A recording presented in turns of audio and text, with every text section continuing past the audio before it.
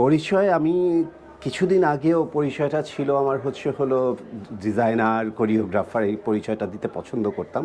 But এখন আমি আসলে তো মানে অলরাউন্ডার বলা যায়, বা যে কোনো সব কিছু প্যাকেজ আমার মধ্যে।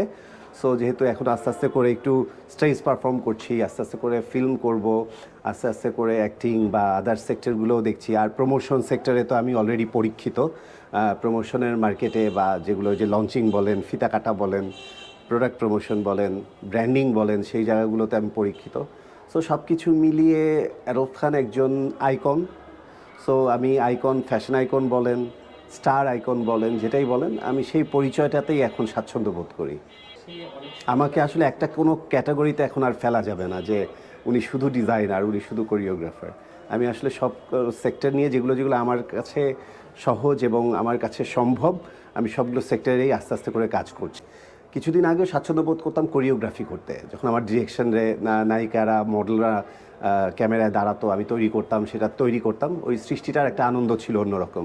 বাট এখনকার জার্নিতে এই যে আমি যাচ্ছি, এই যে এক একটা জিনিস আমি নতুন নতুন ফ্যাশন উদ্ভাবন করছি, আপনাদের স্টেজে ডান্স করছি, বিভিন্ন সেক্টরে আস্তে আস্তে করে ফিল্ম, ওয়েব সিরিজে যাচ্ছি, নানান রকম ব্র্যান্ডিংয়ে যাচ্ছি। সো এটা আমি এখন এনজয় করছি। এখন আমি আসলে এই ব্যাপারগুলোকেই বেশি এনজয় করছি। বর্তমানে আরফ খানকে আমি এখন বেশি পছন্দ করছি আর কি।